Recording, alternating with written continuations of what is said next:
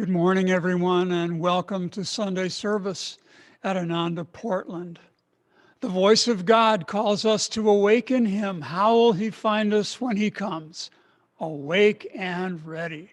And when he asks us to dedicate ourselves more perfectly, how will he find us? Awake and ready. Let's offer a prayer together. Divine Mother, Heavenly Father, dearest friend, beloved God, great masters, Jesus Christ, Babaji Krishna, Lahiri Mahashaya, Swami Sri Yukteswar, beloved Guru, Paramahansa Yogananda, saints of all religions, humbly and lovingly we bow to you all. Divine Mother, bless us and guide us to live in service and devotion to your divine will. Help us always to feel your presence. Receive us on your lap and guide us to be channels of your love and light in all that we do. Om. Peace. Amen. We have a special guest with us this morning to offer our Sunday talk. I will keep you in suspense about who that is until the right time, but the right time now is for David Eby, who is with us, to lead us in some chanting and a brief meditation together.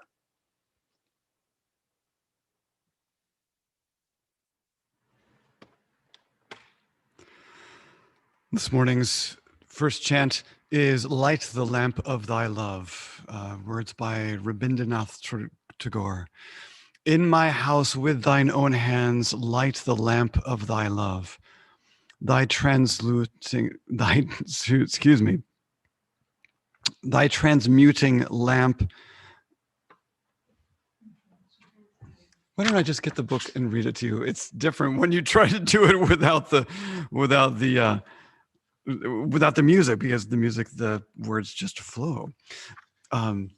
Thy transmuting lamp, entrancing, wondrous are its rays. Change my darkness to thy light, Lord. Change my darkness to thy light and my evil into good. Touch me but once, and I will change all my clay into thy gold. All the sense lamps that I did light, sooted into worries. Sitting at the door of my soul, light thy resurrecting lamp.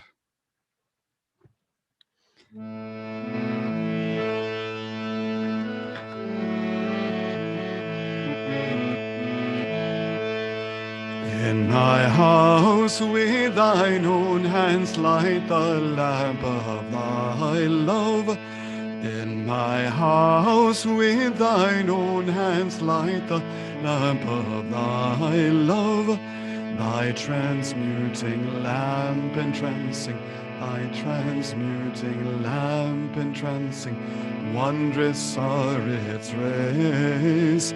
Change my darkness to thy light, Lord. Change my darkness to thy light, and my evil into good. Touch me but once, and I will change. Touch me but once, and I will change all my clay into thy gold. All the sense lamps that I did light, sooted into worries, sitting at the door of my soul, sitting at the door of my soul, light thy resurrecting lamp. In my house with thine own hands light the lamp of thy love. In my house with thine own hands light the lamp of thy love.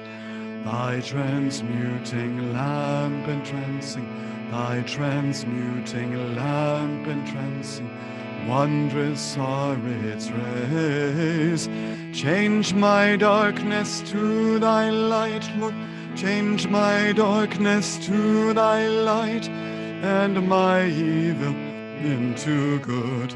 Touch me but once, and I will change. Touch me but once, and I will change all my clay into thy gold.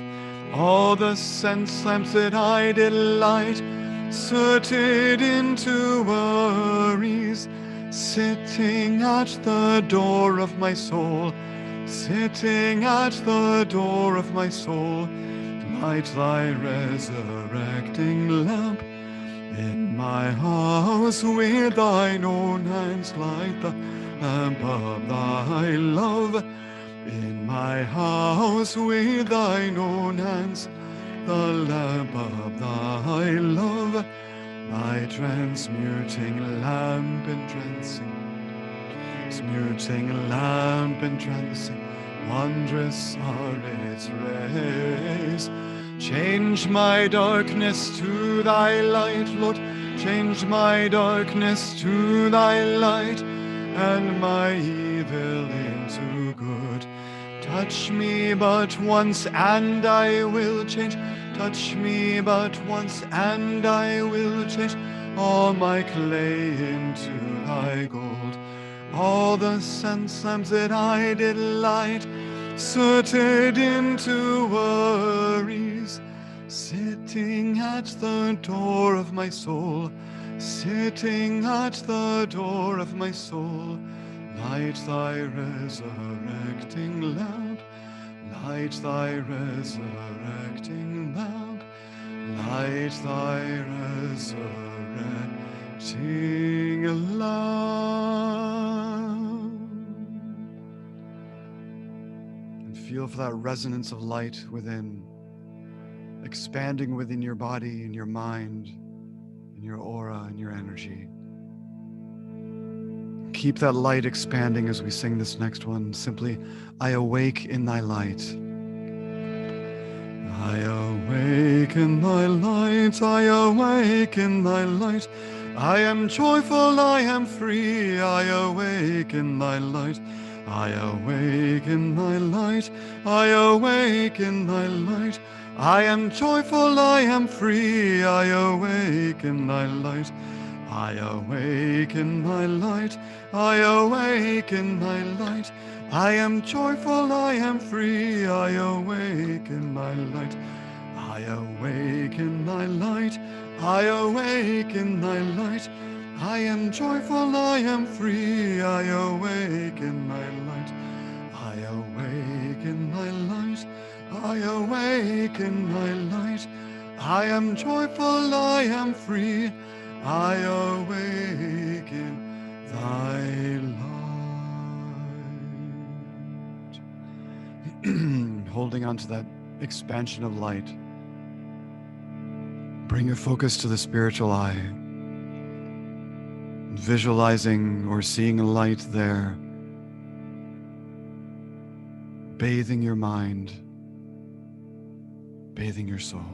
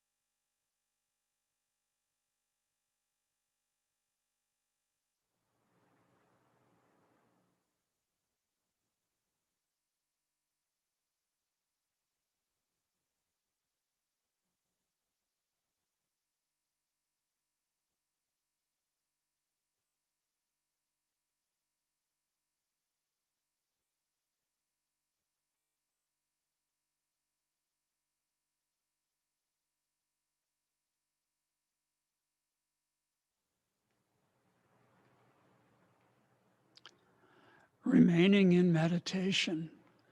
Listen to these words on our quality for the week. This is from Affirmations for Self-Healing by Swami Kriyananda, the quality of happiness. Happiness is an attitude of mind born of the simple determination to be happy under all outward circumstances. Happiness lies not in things nor in outward attainments. It is the gold of our inner nature, buried beneath the mud of outward sense cravings. When you know that nothing outside you can affect you, no disappointment, no failure, no misunderstanding from others, then you will know that you have found true happiness. Resolve strongly to keep this flame burning ever in your heart. And now our affirmation, I'll read it through one time. I vow from today onwards to be happy under every circumstance. I came from God's joy. I am joy. And now let's do this together responsively, first loudly, and of course, with great focused energy. I vow from today onwards to be happy under every circumstance.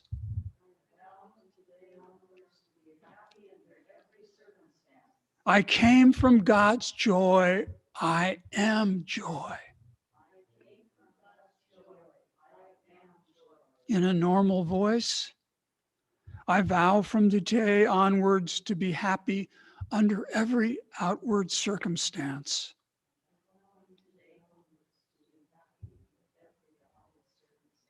I came from God's joy.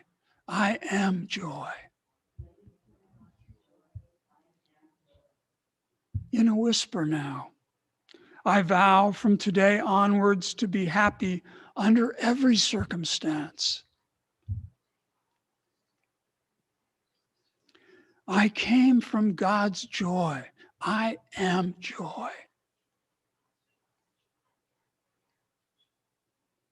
And silently now, taking it deeply within with deep concentration, I vow from today onwards to be happy under every circumstance.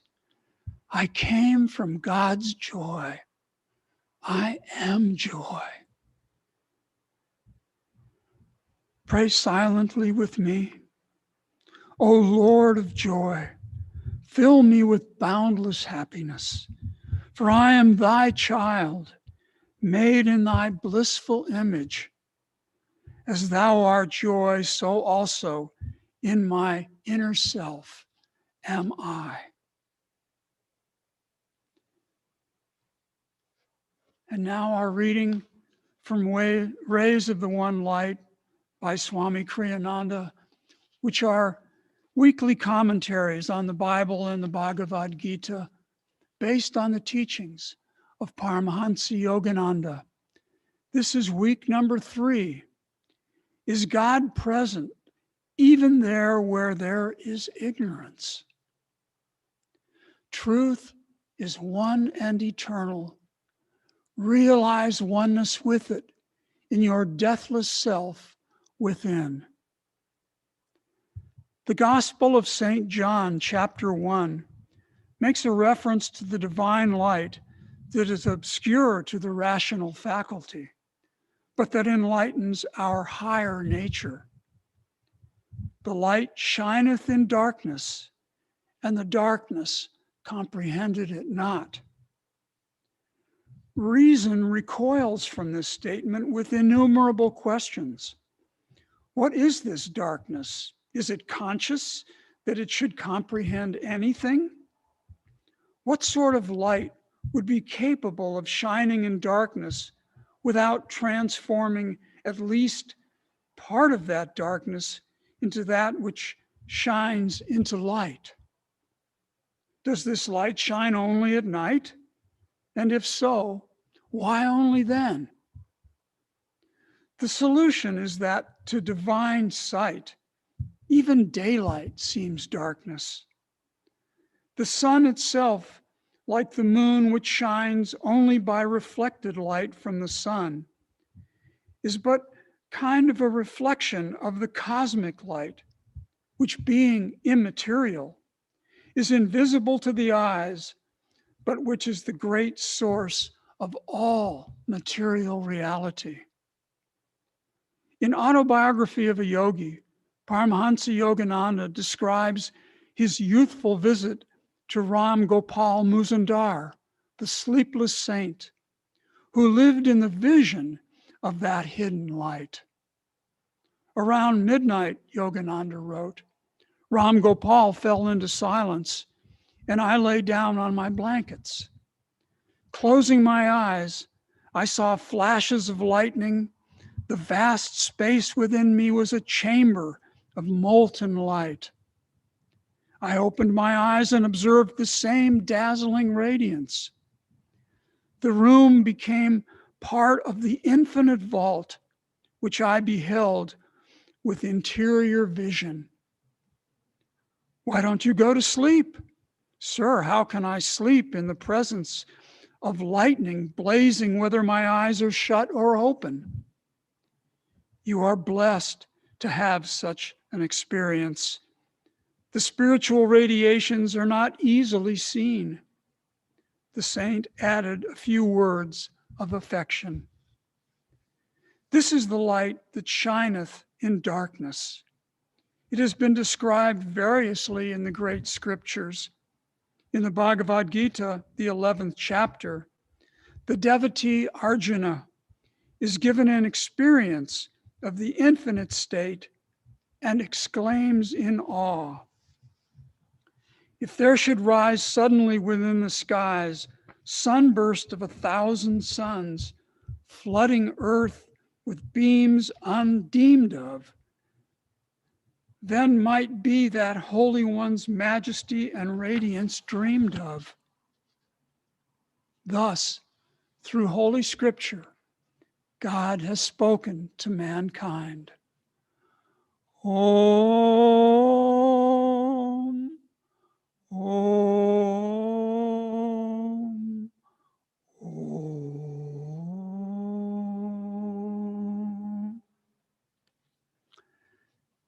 It is my pleasure now to welcome to Portland via the airwaves from Palo Alto, Lakshmi Lapine, who will be offering our Sunday talk. Lakshmi is an Ananda minister, and she serves as one of the co-managers in Palo Alto of the Palo Alto Sangha. She is also soon to be ordained later this month as an Ananda light bearer. Lakshmi's professional background is in education.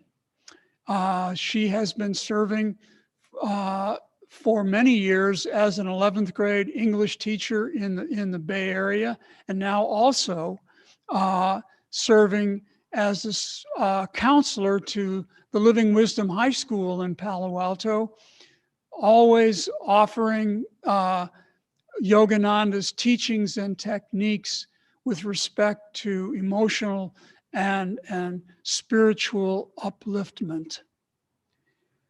Lakshmi was with us about 1.5 years ago, along with Shanti Robenstone, offering a wonderful weekend program here in Portland, and we are delighted to welcome her back.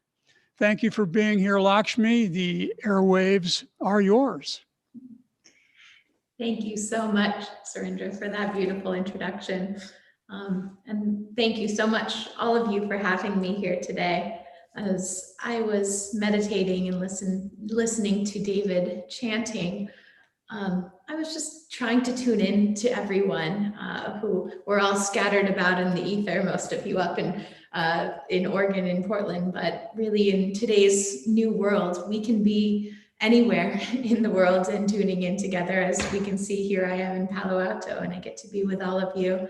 But And that process of just tuning in and feeling all of you and trying to feel all of the energy that's been gathered here for our Sunday service this morning, I could feel that resonance and the community that's been built here, and the devotion and honoring of what Ananda means for each one of us. So all by way of saying, I may be standing here in Palo Alto, but I feel deeply connected with all of you, and I'm very glad to be here and to share this morning with you. So I think we'll start this morning with the Whispers from Eternity, and this is number 188, Driving the Rebel King, Ignorance. And it begins with a little bit of heaviness. Here we are with the Rebel King of Ignorance, which tunes into the question that we're asked today in our service: is God present even there where there is ignorance? But if we stick it out to the end, we feel the goal of where we're headed and how we can drive out that darkness of ignorance. So number 188, Driving the Rebel King, Ignorance. O mighty mystic judge of life, I asked thee in my hall of soul stillness, what is sin? Thy whispers of silence, dim at first, grew into bright articulations of thought. I heard and understood thy meaning. Sin is a rebel king. His name is ignorance. Ignorance is the perpetrator of all evil, the main root of the tree of ill health, the primal cause of all errors and soul blindness. King Ignorance and his army of bacteria, physical disease, mental desires, dullness, and false ambition, spiritual indifference to higher truths, have been devastating the nourishing harvest fields of spirituality. That harvest of countless fulfillments was ripe for reaping when the harsh tread of error trampled it to the ground. I wanted to weep with despair when I heard thy voice whispering to me in my soul, the sun of my protection shines on thee always, equally on thy sunny days and on thy coal-black nocturnal hours. Thou shouldst always have faith in me and smile, for the greatest of all sins against me is not to be happy. Let the ripples of unceasing smiles play over thy face. Through their transparency, my light will come to thine assistance. By smiling with determined happiness, thou wilt always please me. It's worth it when we stick out through the rebel king of ignorance to get to the end and smile and be happy. I loved that line when Yogananda writes for us, what God is asking most, what's most pleasing to God, is for us to be happy and to smile. And I love that line when he says, through the translucent essence of your smile, my light, God's light, can shine through. And it felt so perfectly attuned with our affirmation for this week of happiness, and where we end with that affirmation, I come from God's joy, I am joy. And that is what God is asking of us in every moment. And in essence, that's what we're doing on this journey of finding the light, understanding the light, and then ultimately attuning ourselves to that light of God that shineth in the darkness. When I considered the reading earlier this week, I realized that for these first 3 weeks of the year, we're now in week 3, the way that Swami Kriyananda has written Rays of the One Light, there's a conversation that's happening around light and what that light is that has manifested the universe and has manifested each one of us, and how we can relate to that light. And it begins with week 1. We get this wonderful story from the autobiography of a yogi when Paramahansa Yogananda was young Mukunda in his bed meditating, and he asks the question, what is behind the darkness of closed eyes? And the response that comes, first he sees the vision of all of these Himalayan yogis, and he says, I long to be like you, to be in the Himalayas and to be like you. And as he extends further into that vision, the next thing that he sees are these brilliant flashes of light. And he asks, what are you? And the response that comes is, I am Ishvara, I am light. And at the end of this story, when he asks that question, what is behind the darkness of closed eyes? And he feels this, or he receives this experience of the light, and he merges into that experience. At the end of this, in the autobiography of a yogi, what he tells us is from that moment, he was inspired to dedicate his life to seeking God. Now, of course, he came in as an avatar, and that was his purpose for incarnating. So I'm sure it was really from before that moment, he knew what he was here to do on a soul level. But as the example for each one of us, the moment that we are exposed to that light, to that essence of God's consciousness, which has permeated and manifested all of reality, when we feel that, when we resonate with that, when we even begin, our mind can even just begin to grasp it in the smallest way, then we can burst our heart open and say, this is my legacy. I will dedicate my life to seeking thee, to seeking that light. And then we move into the second week in our readings, which was last weekend, which is talking about how God has become the universe. And he manifested that universe. And here we are now on week 3, looking at this question, what is that light that has manifested the universe? What does it mean to see the light in every circumstance and in every situation? Because this is the essence of it. God has manifested all of reality. Nothing can exist outside of that reality. And when we can see with, as the reading calls it this week, with divine sight, then we begin to see the illuminated reality that's sparkling and that's glowing, that's dancing with the molten light, as Yogananda describes it in our story from autobiography this week. The flashes of lightning that are there whether our eyes are closed or are open. And of course, when Yogananda is asking that very first question that begins our year, what is behind the darkness of closed eyes? Those are the closed eyes of ignorance, the blindness of ignorance that in our whispers we hear about today. King Rebel of ignorance is the root of all sin, the root of blindness, the root of that which draws us away from our true soul calling, from our true soul nature, which is to be one with that light. So how do we, here we are at week 3, and we've learned that God has manifested into the universe and has become the universe, and that this entire world and everything in its creation, our thoughts, our bodies, our material, anything that's built into the material world, as well as anything in that energetic world, the music, the thoughts, everything that's happening in our lives is a manifestation of divine energy, and nothing can happen outside of that divine energy. So how do we find it? What do we look for?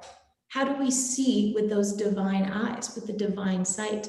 And immediately I thought of the story from Conversations with Yogananda, where Swami Kriyananda recounts the story of coming home to Mount Washington and seeing Paramahansa Yogananda outside on the lawn with a number of his disciples, and they had spent the day recording the chant, "What lightning flash?" And its chant is, "What lightning flash glimmers in thy face? Seeing thee, I am thrilled through and through, mother. Seeing thee, I am thrilled through and through." And when Swami Kriyananda comes to Mount Washington and sees Yogananda, he's out on the lawn with his arms spread out, playing the recording, and he's singing along to the recording, and he's saying, play it again, and he's just out dancing to this beautiful chant that they had recorded that day. And he turns to his disciples and he says, if only you could see the world the way that I see it. I see all of you as flashes of light. This is the divine sight. This is the light that permeates the darkness, but the darkness comprehends it not. And that darkness is ignorance. It's the blindness. It's the dualistic nature of the universe that's pulling us down and out, that's pulling us away from that divine consciousness and toward the consciousness of separation, toward our ego consciousness. And we feel comfortable on a human level. I was thinking about this a bit yesterday. our human minds and our egos, we like to wrap ourselves around something that feels safe. And so in a certain way, it's more comfortable to polarize the light and the dark and to make things very clear and compartmentalized. This is what light looks like. This is what dark looks like. But the nuance of the conversation that Swami Kriyananda is weaving for us in these first 3 weeks is that we don't get to just create these compartmentalized versions of what is light and what is darkness, that the light and the darkness are dancing through the universe in every single moment, and that it's up to us as yogis, as spiritual seekers, to raise our energy and our consciousness in order to find the light. Think of that example that Paramahansa Yogananda has given us, where he says that the sun shines equally on a diamond and a lump of coal, but the diamond is able to receive the light and manifest it out into its brilliance, and it creates these beautiful illuminance, and it's just vibrating out with that energy. The coal can't absorb the light, but it's not that the light is shining any less on one or the other. And this, of course, is for us the difference between choosing the light and choosing the darkness. How do we cultivate that divine sight? It's what Yogananda tells us to do, to remember to look up and to see the beam of light in the movie theater that's manifesting the play that's happening in front of us. We're in the screen of our reality, but all we need to do to pick ourselves up out of it is to turn around and look back up at that beam of light and say, oh yes, this is just a manifestation of God's creation. All that's happening within it is happening for my spiritual growth. It's happening so that I can remember to look up to that light, and that even I'm a manifestation of that light, which is why the affirmation we have today on happiness is so beautiful. I come from God's joy. I am joy. This is the journey that we're taking, the remembrance that all is a part of that divine creation. I'm a part of that divine creation. And once we know and feel that truth, then we can affirm the second part of that in all of our creation. I am part of that creation. I come from God's joy. I am joy. All we need to do is look back up at the beam of light that's manifesting down into our reality. But it's more difficult to do on a day-to-day basis, of course. So if we look around and we say, well, how do I seek the light? I'm aware that God has manifested this reality. Here I am. I can choose light and darkness. I can feel that they're weaving within us, because as I said, it would be easier to compartmentalize them and say, this is bad and this is good, and I'm just going to take a step this way and stand in what is good and choose the light. It makes us feel more comfortable if we can just very clearly compartmentalize, but that's not the nature of the universe. In any moment, the moment that God manifested creation, and this is what we learned about last week, there's a pull and a tug, and we're always being offered that opportunity to lift ourselves up into divine grace, into God's light and love. And we're also being pulled down and out into that which affirms our separation. And this is where the reading begins today, when it says, I love all of the mental questions. Swami Kriyananda tells us that automatically the rational mind can't quite wrap itself around this question. The light shineth in the darkness, but the darkness comprehended it not. And I love the series of questions. Well, what kind of light can shine in the darkness, but can't actually transform it? Why is that so? What kind of consciousness does the darkness have? And of course, we know that's the truth. The darkness does have a consciousness. It has a pull and tug, and it adapts and it evolves as much as we allow it to. Whatever energy we can give to that down and outward pulling energy that's affirming our separation, it's intelligent.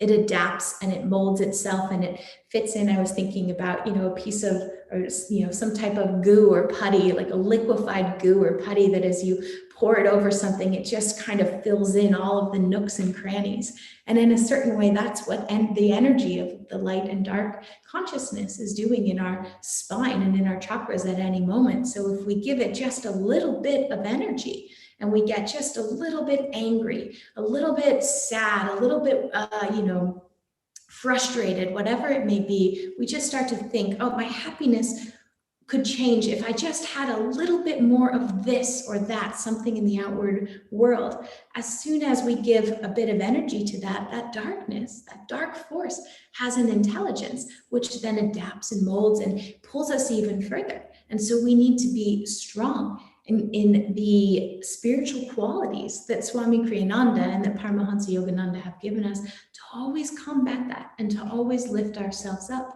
because the light will win. The light is much stronger than the darkness. But if we just consider it to be passive, if we consider these energies to be something that are happening to us, then we may lose the battle, because it's easy to fall and to slip into them, which is why we bring light in so many different situations. Just yesterday, I was contemplating how many chants we have from Yogananda and Swami Kriyananda that use the word light in them. I was thinking about how every time we create a little altar, even I created a little altar here, and I came and I lit the candles on the altar. Anytime that we can remember that symbol of offering the light back into Divine Mother, of offering ourselves back into the light and affirming the strength and the courage of that light, then we are able to lift ourselves up. And out of that darkness, we're able to give ourselves a jolt up a little bit higher toward that light of divine grace, which is manifesting into reality. We're able to remember and just look up and see that beam of light. Ah, yes, God is a part of everything. God has created everything that is around us. And in our day-to-day lives, as I said, we can forget that.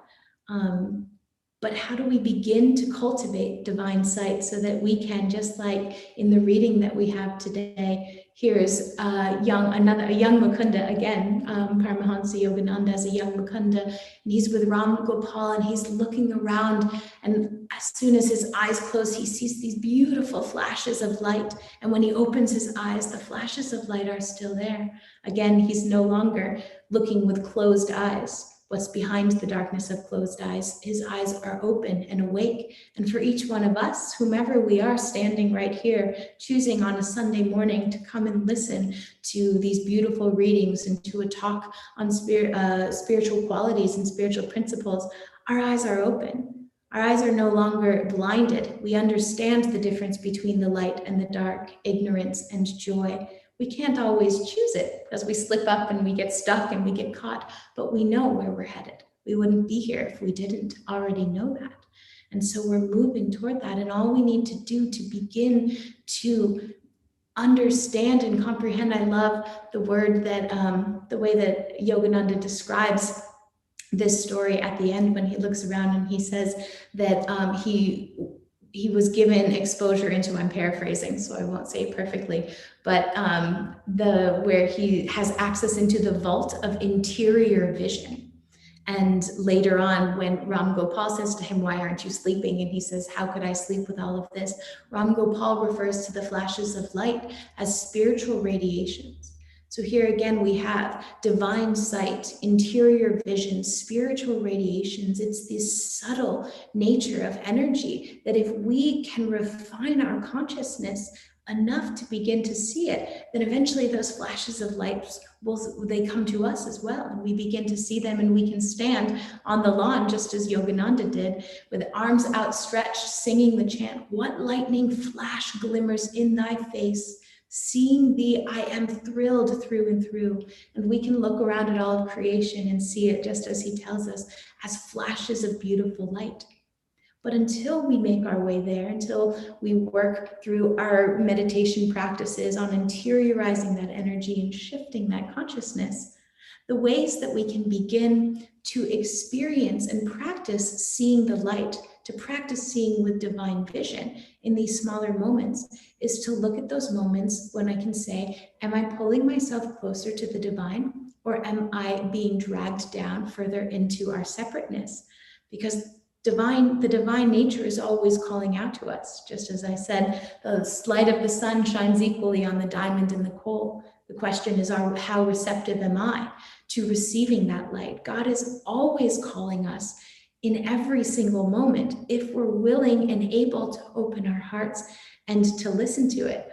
And that to me was the answer to the second question that Swami Kriyananda poses, when he's talking about the rational mind. What kind of a light can shine in the darkness without immediately transforming it? Well, the kind of light that's not intrusive, the kind of light that's calling to us and urging us to lift ourselves up, but is saying, it's you who must make the choice to do so. God is always present for us, but he's not going to come in and yank us up and rip us up. He's constantly coaxing us. That energy is constantly coaxing us to lift our own energy and to refine our own consciousness until we can merge into it.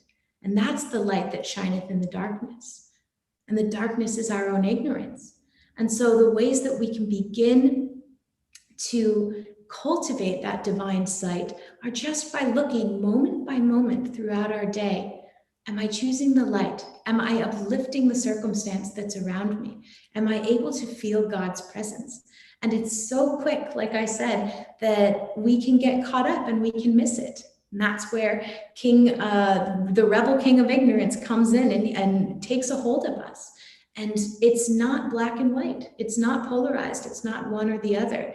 We're constantly weaving, not even moment by moment, but second by second. Those energies are weaving in and out of our chakras. And a few stories that I'll share to exemplify that. For example, a few months ago, just sort of in the midst of all of the pandemic gloom and woes, I had a few weeks where I was just feeling grumpy and a little bit sorry for myself. I mean, I'm sure maybe some of us have kind of felt that way, just frustrated that things aren't different than they are. And as I was meditating one morning, I just said to Divine Mother, I said, I can feel I'm stuck, and just asking for her presence and saying, just send me a sign, a little reminder of your love. And then I got up and went about my day and did a few things and went to work, which is just in my house at my little desk. And after work, I finally, about 3 or 4 hours later, I opened my front door to go outside, sort of having forgotten about the prayer request that I had made. Just send me a sign of your love. Let me know that you're here and let me feel you. And there was a little, right out front, when I opened my front door, there was a railing just, not even 3 feet away. And there was a little bedazzled stickered heart that was just sitting perfectly placed right in front of my door. And because of the mood and the attitude that I was in, my first thought was, oh, someone just left their trash here, and I kind of looked at it, but I didn't even pick it up. I just kind of left it there and walked away. And then I was walking and running a few errands, and I thought, that was perfectly placed. It didn't really feel like trash. And so then I went back and looked at it again, and there it was, just sitting perfectly still. And I thought, back to the prayer request that I had made earlier that day, where I'd said, send me a little symbol of your love. And then 4 hours later, you open your door and here's a perfectly placed heart just waiting for you. And in that moment, because of where my energy was, I couldn't see it. I couldn't perceive the light. I couldn't feel Divine Mother calling to me. I was choosing the darkness. I was getting pulled down into that which keeps us separate, that which pulls us away. But eventually I realized maybe there's something here, but I wasn't quite totally convinced yet. So for the next 3 days, I just left the heart there. And it was just sitting on my balcony on my little banister outside my front door. And then a few days later, we were having a book study, and I was telling this story because we were talking about not feeling God's presence, missing God's presence in our life. And that was the topic of the chapter we were reading. And so I decided to tell this story to my group here in Palo Alto, with whom I was a part of this book study. And one of the members in the book study just got very, very quiet and smiled. And then after I told my story and all of the things, and I said I'd left it and I considered it to be trash, and I was angry at first, and then I came back and I said, there's something here. And I've left it on my banister ever since. He unmuted himself and he said, I was meditating that morning, the same morning that I had made my prayer request of Divine Mother. And he said, and I felt that you needed a little bit of love. And I took this out of my daughter's little craft box, and I put it in front of your door. And it was just so sweet. I took it from that moment. I took it inside and I put it on my altar, and it's still sitting on my altar inside, because it was a reminder to me, not only of an expression of love and the gratitude I felt for Divine Mother for hearing that call, but also the gratitude I felt for this person who had opened his heart and was a channel and could hear that call, that prayer demands that I had made. But even more than that, what it's become for me now, its significance, is a remembrance that if we're not looking for the light, if we're not cultivating that divine sight, as Swami Kriyananda calls it, that can perceive the light of the sun, the light of God, the light of the sun, which is just mere reflection of the cosmic light that manifests the universe. This is what he tells us. That feels the dark, that recognizes darkness even in the daylight, because it's not looking at light in the material world the way that we see it. It's looking at light in terms of the consciousness that's coming through, that's being manifested.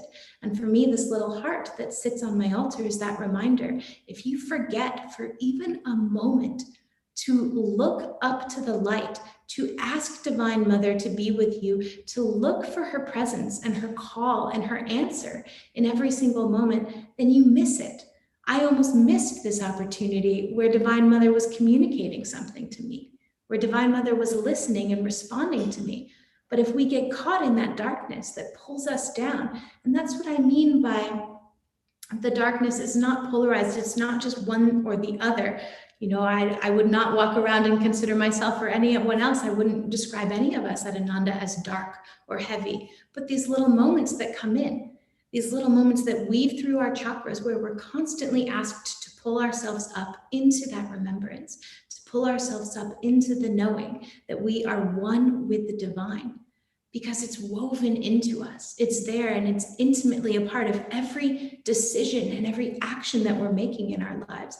We have that opportunity to be a channel of God's light in every circumstance of our lives. And in fact, we have a responsibility to do that. And again, the more that the world becomes divisive, and you can look around at the world right now, we're clearly beginning to polarize, and there's separations, and it's easier to recognize that which is uplifting and that which is downward pulling. And it's easier to look around at a world in crisis like we have right now and say, yeah, there are certainly places where the light is needed, and I can see where the darkness is winning. But when we pull that back onto a scale of what we can do as channels of light, it's those little moments. It's those little moments of remembering you've made a prayer request of Divine Mother. Now it's your job to spend all of your energy listening for the response, because we have no idea how it will come. And opening our hearts to that listening is what allows us to channel the light. And that's what allows us to transform ourselves, to transform those that are around us. And then ultimately, the more that we can do that, to transform the world, to become pure channels of God's light, as we say in the festival when we're reading it week after week. And this is the process that each one of us is going through. When I was thinking about what does that mean? So here it is. Here's the divine light that's shining out onto all of us. And all we need to do is look up and remember it. And we can do that in little moments. We can win in those little moments, like the story that I shared, or we can look to the larger expression of how do we lift our consciousness so that for good, we can always be scaling up to that place of meeting Divine Mother. How is it that we keep her from hiding from us, so that we can find that divine sight, that we can allow it to permeate out from the very essence of our being, in our activities, in our thoughts, in our intentions? And the answer is devotion. The answer is love and opening our hearts. You know, I forget where I read this, but I wrote it down in my notes one time for a class that I was giving a few weeks ago. And it's a quote that Yogananda tells us that this is a divine law. And he goes on to say that God can never hide from the person who practices devotion. And that's a divine law, that's a promise, much like Sri Yukteswar tells us, Kriya plus devotion. And Kriya, for those of you that may not know, is a specific meditation technique that Yogananda has brought to the West, and that is practiced here at Ananda. So Kriya plus devotion, meditation plus devotion, it's like mathematics, it cannot fail. And so here we are, we're getting this promise again. It's a divine law God cannot hide from the person who practices devotion. To shift our consciousness to see, as our Gita reading tells us, the sunbursts of 1,000 suns illuminating the world. That doesn't mean we're literally with our eyes going to see that. Perhaps we will, like the story we hear from the autobiography of a yogi. But what does it mean to see the sunbursts of 1,000 suns illuminating the world? It means that our consciousness has shifted, that what we're seeing, we see with divine eyes. Our consciousness moves through the world and affects the way that we interpret everything that is around us. Beautiful story that talks about this. This is the essence of what the yamas and the niyamas are teaching us. When our consciousness is uplifted to a place that is refined enough and attuned enough to the divine, we actually begin to impact the world around us. And that's why the example that Yogananda uses so often, if we can perfect the niyama of ahimsa, nonviolence, then suddenly even fierce jungle cats become tame in our presence, that we can begin to affect that which is around us, the world outside of us, simply by refining our consciousness. So to be able to refine our consciousness, to merge into the light, to see the light and to channel that light, to, as the Gita says, to recognize the world with the sunbursts of 1,000 suns. I love that phrase, because when we close our eyes, when I read that again yesterday, I just closed my eyes and tried to even wrap my mind around, my little mind and my brain and my ego, what would it mean to see the sunbursts of 1,000 suns? We can't even begin to imagine the burst of light that would create. And that's not the physical burst of light that we'll see with our outer eyes. It's that burst of light that transforms our consciousness. And we move through the world in that way. And a beautiful story, this is where I was headed, that articulates that is the story many of us have heard of this sadhu in India who is so attuned with the divine that outwardly the way he manifests is just a little bit odd on the material world. He didn't wear clothes, and whenever he went into town, he just didn't quite fit in with the normal society. And one day he was walking through town, and a group of boys were making fun of him, and they picked up stones and sticks, and they were pelting him with the stones and the sticks and making fun of him. And he was laughing and laughing, and then he returned to the ashram, and he was bloodied and cut. And his devotees said, "Oh my goodness, Guruji, what happened?" And he was laughing, and he said, "Oh, the young boys were playing." And it's not that he was or that he was transforming reality. It wasn't that he was just making a condolence or making up an excuse for these young boys. It's that when we refine our consciousness in that way, when I refine my consciousness to the point that I don't feel hatred, then I can't see hatred in the world, because these emotions, the light and the darkness, they get reflected in us. And so to experience hatred means that capacity must exist within me. Because if I didn't even know what it meant to hate, if that seed of darkness didn't exist in me somewhere and didn't have the potential to pull me down and away from the divine, then it wouldn't even exist in my world. I wouldn't even be conscious of it, which is what was happening in this beautiful story with this sadhu. It's not that he was making excuses for the boys, but that consciousness of hate didn't even resonate within him. This is the goal. It's where we're headed. And it's what it looks like to lift ourselves up into that light in every moment. And the promise that we receive, how do we do this? How do we shift our hearts to be aware of that divine light? We do it through our devotion. And I'll end with just one more thought. This morning, somebody in Palo Alto was sending out just a monthly newsletter. And from it, they quoted a line from the essence of the Bhagavad Gita. And in this quote that was brought up, Swami Kriyananda, this quote that was quoted, Swami Kriyananda was talking about initiation into a meditation technique. In particular, he was talking about Kriya Yoga. And he said that attunement with a meditation technique such as this it's not only about outward attunement. We have to also find that awareness in our spine. And what that means is that our attunement has to resonate from the inside out. When we hear the sound of Om, we're listening from the inside out. We can't cultivate divine sight or divine hearing, the sound of Om, by practicing in the world outside of us. We have to interiorize that energy and raise it up. And we have to feel it within us. This divine sight that we're cultivating, it comes from within. It comes from that place of moving our energy up the spine. And the quote that I wanted to leave us with how do we cultivate that devotion to move through the world, where when we're lighting a candle on our altar, we're not just going through the task of lighting the candle, but we're offering our heart. We're offering our little light up into that blazing light of infinity. In every moment and every practice, we're bringing light into the world so that we can refine the consciousness and we can feel the awakening of that Christ consciousness, of that oneness with the divine in every moment. And I keep leaving you on a tangent, so let me actually leave you with the quote from the Gita that I loved so much. In the Gita, it says, "Raised by love on the rod of awakening." And this comes back to that reality that when we are pulling energy up our spine in meditation, when we're concentrating at the point between the eyebrow, as David Eby so beautifully led us in our meditation this morning and said, concentrate on the light that's bursting from the spiritual eye.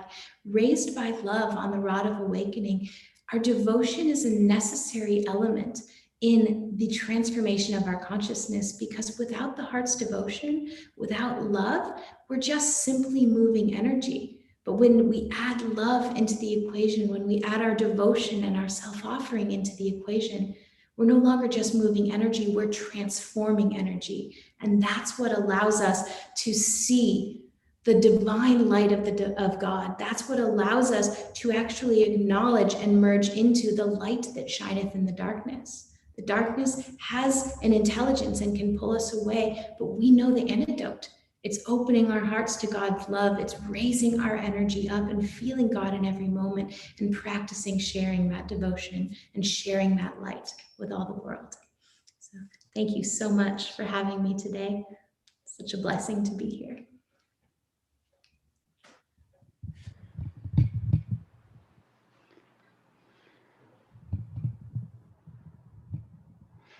Thank you, Lakshmi. That was beautiful. So here is a short song that I want all of you to try to learn and sing along with me. Repeat it through the week as a way of opening yourself to that light, of becoming more and more receptive. Give me a light to light my way. Truth is the light, so wise men say. Give me a light to light my way. Truth is the light, so wise men say. And that's it. So as you sing along with me, you can also do it in a round. You can come in at a different point in the song to make a beautiful harmony. And most of all, just keep yourself open and receptive to light, and it will come to you in many forms, whether through neighbors, through friends, through thoughts, through feelings, through sound. Give me a light to light my way. Truth is the light, so wise men say. Give me a light to light my way. Truth is the light, so wise men say. Give me a light to light my way. Truth is the light, so wise men say. Truth is the light to light my way. Truth is the light, so wise men say.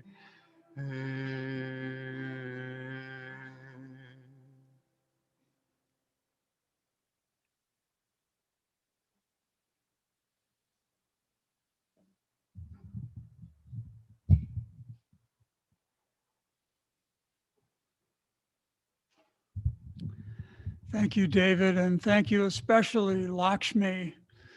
That was a wonderful and very inspiring talk. I think everyone can see that you and other leaders of this new next wave generation, that with all of you, the future of Ananda is in very good hands indeed. We'd like to give you an opportunity now to make a donation to Ananda Portland. We are grateful that so many people have continued to tithe and to donate throughout these difficult times of the pandemic when we're not able to be here in person. But happy to report that Ananda Portland is in very good shape thanks to the wonderful support of all of you. And we ask you to continue that. You can, from our website, make a donation. On the homepage, there is a donation button. And you can also just contact us if that's not convenient. Write us a check and send it in the mail. Again, thank you so much. So let's offer this prayer together. Divine Mother, we offer to thee the fruit of our labors. Bless this offering, that it serve as a channel of thy light to truth-seeking souls everywhere. Om, peace. Amen. Just a couple of announcements. This week, our book study group will be completing the Life of Yogananda biography by Philip Goldberg. And a week from tomorrow, Monday, we will be starting a book study on the Yugas, a fascinating book by Joseph Selby and David Steinmetz, otherwise known as Puru and Vyasa to us.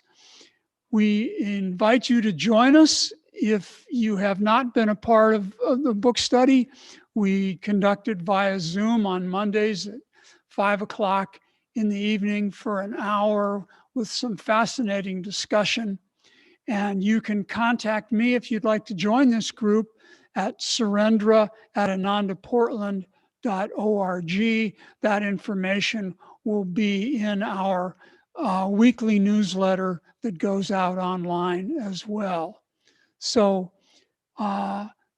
keep in touch with us, follow the newsletter and many of the programs that are available there. There are a number of meditations that we're able to do together now on Zoom, and a couple times a month. There's also the possibility of meditating here at the temple with just a few people when you register. Thank you, and let's close with a prayer. Divine Mother, Heavenly Father, dearest friend, beloved God, great masters, beloved Guru, Divine Mother, shine in us and through us. May thy love always be in our hearts, and may we share it with all in all that we do.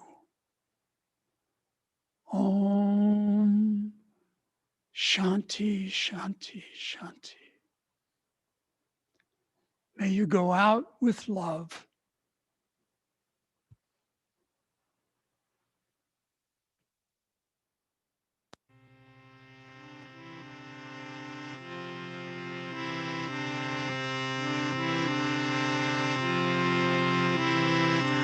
Joy, joy, joy, joy, ever new joy, joy, joy, joy, joy, joy, ever new joy, joy, joy, joy, joy, joy, ever new joy, joy, joy, joy, joy, joy, ever new joy, joy, joy, joy, joy, joy, ever new joy, joy, joy, joy, joy, joy, ever new joy, joy, joy, joy, joy.